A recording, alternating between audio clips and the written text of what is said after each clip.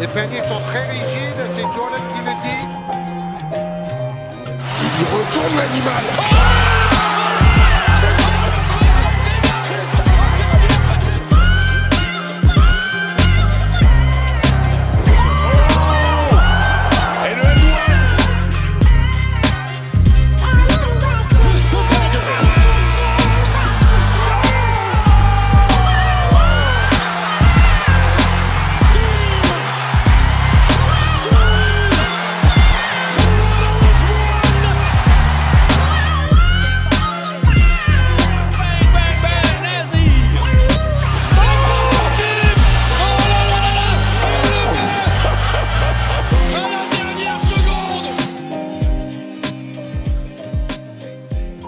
Bonjour à tous, très content de vous retrouver aujourd'hui pour une nouvelle vidéo pour continuer notre guide NBA de la saison 2025-2026. Tous les jours, on parle d'une nouvelle équipe NBA et aujourd'hui, on va s'intéresser à une autre équipe de la conférence Est puisqu'on va parler des Toronto Raptors, la seule équipe non américaine ou non états-unienne de la NBA, l'équipe donc canadienne. Et on va se demander aujourd'hui si ces Raptors iront en play-off, s'ils ont les capacités pour aller en play-off. En tout cas, les Raptors, c'est pas une très très grosse histoire dans l'histoire de la NBA, mais c'est une équipe qui a quand même vécu quelques beaux moments par intermittence. D'abord, c'est une équipe qui est très récente, en fait, dans l'histoire de la NBA, et qui a vu passer quelques très bons joueurs quand même, notamment leur peut-être les plus grandes légendes. C'est Vince Carter avec ce maillot légendaire avec l'espèce de dinosaure qui joue au basket, et ce numéro 15, un Vince Carter qui mettait des dunks complètement fous, mais qui a pas ramené de titre à cette franchise. Ensuite, on a eu, dans les années 2010, la paire DeRozan-Kyle Lowry, qui a pas non plus ramené de titre à ces Raptors. Et ensuite, on a eu Kyle Lowry avec Kawhi Leonard. DeRozan est parti aux Spurs, et Kawhi est arrivé, des Spurs d'ailleurs. Et on a cette image, l'un des plus grands moments peut-être des playoffs sur ces dernières années, cette image de Joel Embiid qui se prend un tir à 3 points, de Kawhi Leonard avec la balle qui rebondit sur un arceau, puis sur l'autre, puis encore sur l'autre, avant de rentrer. Et ce titre qu'ils ont fini par avoir, qui s'est pas joué à grand chose quand on voit ce panier, et qui s'est joué aussi à une blessure beaucoup de blessures dans les Warriors, en finale. Bref, un titre NBA dans cette franchise qui n'en attendait pas tant, je pense. Et un titre très surprenant, mais qui est quand même totalement légitime pour le coup. J'en arrive pas du tout aux Raptors et aux fans des Raptors, qui devront quand même être plutôt courageux, je pense, cette saison, comme ils l'ont été l'an passé. Parce que la 11e place, c'est l'une des moins intéressantes, je pense, de NBA.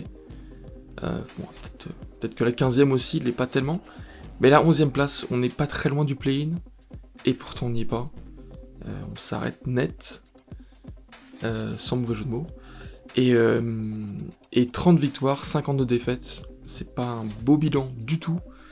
Donc pas qualifié en play-off. Et une équipe qui a, je trouve, pas montré énormément de choses la saison passée. Alors avec un coach qui se plaint parfois du mauvais arbitrage de son équipe. Certes, il y a parfois des traitements de faveur, mais globalement, il y a quand même quelque chose qui va pas dans cette équipe, je trouve, qui va pas chercher grand chose. On se demande ce qu'elle va chercher, cette équipe, franchement. Il y a des stats hyper irrégulières, 23e en termes de points par match, 4e en termes de rebonds offensifs, 24e en termes de rebonds défensifs, 7e en termes de passes décisives. On pourrait se dire que c'est un bon effectif bien huilé, et pourtant il y a des stats qui sont pas bonnes du tout. 3e au pourcentage à 3 points, 23e au pourcentage à 3 points, 23e en termes de points par match. Bref, c'est pas formidable du tout dans cette équipe. C'est une équipe qui, moi en tout cas, me fait pas du tout rêver. Je suis désolé pour les fans des Raptors, mais voilà, je sais même pas trop quoi dire à vrai dire sur cette équipe. Peut-être l'équipe sur laquelle je sais dire le moins de choses. Là par contre, quand on voit cet effectif, il y a quand même pas mal de choses à dire. On a l'impression que c'est presque coupé en deux, c'est assez marrant. On a beaucoup d'arrivées sur les postes 5, 3, 4, 5, et aucune sur les postes 1, 2, déjà. On a à peu près le même 5, à un changement près. Quickley en meneur, faux meneur, parce que ouais, c'est un meneur arrière un peu, Quickley quand même. C'est pas c'est un bon manieur de ballon, mais pas excellent non plus. R.J. Barrett, peut-être en tant qu'arrière, normalement c'est plus un ailier, mais comme il y a l'arrivée de Brandon Ingram, et bah peut-être qu'il sera décalé en tant qu'arrière, je le vois mal être sur le banc, pourquoi pas. Donc Brandon Ingram qui est arrivé cet été, Scotty Barnes toujours au poste 4, Jacob Poeltl au poste 5, ça me paraît aussi un peu faible pour ce poste 5. Le remplaçant de Jacob Poeltl, le seul vrai numéro 5, c'est Olivier Sarr, qui est pas un joueur confirmé en NBA, le frère donc d'Alexandre Sarr. Alors je suis très content qu'il soit dans une équipe dans laquelle il va avoir du temps de jeu, je pense. Mais si c'est ça, les deux pivots pour les Raptors cette saison, ça va, je pense, être un peu compliqué. Quand on voit certaines raquettes, même celle des Bucks, je pense qu'elle peut anéantir complètement celle des Raptors, bref. On a aussi Mamou Kelajvili qui est arrivé cet été. Ça, pour le coup, c'est un très bon apport, je trouve. Il va pouvoir jouer, on l'a vu, plutôt très bon à l'Euro. Il m'a impressionné, pour le coup. Il y a l'arrivée aussi de David Roddy, que je connais pas très bien, à vrai dire. Et il y a aussi Murray Boyles, qui a été drafté en 9ème position cet été. 9ème position pour un joueur qui est ailier fort, et qui peut aussi remplacer un pivot, mais qui n'est pas vraiment pivot, qui est un très très bon défenseur pour le coup, avec peut-être quelques kilos en trop, mais ça reste un bon joueur avec du potentiel. Jonathan Mogbo aussi, qui avait joué la saison passée, qui avait été plutôt pas mal, je crois qu'il était à 10 points de moyenne. Ça m'a impressionné quand j'ai vu ça. Et on a aussi, alors ça c'est ce qui est le plus impressionnant avec cette équipe, c'est la palette de joueurs qu'il y a au poste d'arrière. Alors j'ai pas ajusté, j'ai vraiment mis tous les arrières qui sont plus arrière que meneurs ou plus arrière que ailier. Vraiment, c'est des vrais arrières que j'ai mis à ce poste-là, à part peut-être R.J. Barrett. On a donc R.J. Barrett en tant que, je pense, titulaire, puis Grady Dick, qui peut aussi jouer, pourquoi pas titulaire, j'ai hésité. Ochai Agbaji, pas mauvais aussi. Edgy Lawson qui jouait l'an passé, Jared Rodon et Jacoby Walter. Bref, il y a 6 gars, qui peuvent jouer au poste d'arrière. C'est du jamais vu en fait. J'ai fait beaucoup de revues d'effectifs depuis le début de cette série et j'ai jamais vu ça. C'est beaucoup trop, je pense. Il pourra en enlever au moins 2. Alors après, ça peut équilibrer parce que sur le poste de meneur, il n'y a pas grand monde, mais en soi, il est aussi doublé ce poste de meneur.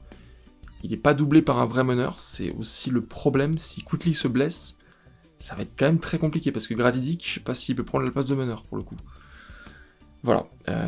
Pour moi, il y a pas mal de difficultés dans cet effectif. Scotty Barnes, c'est une certitude qu'il est bien à sa place.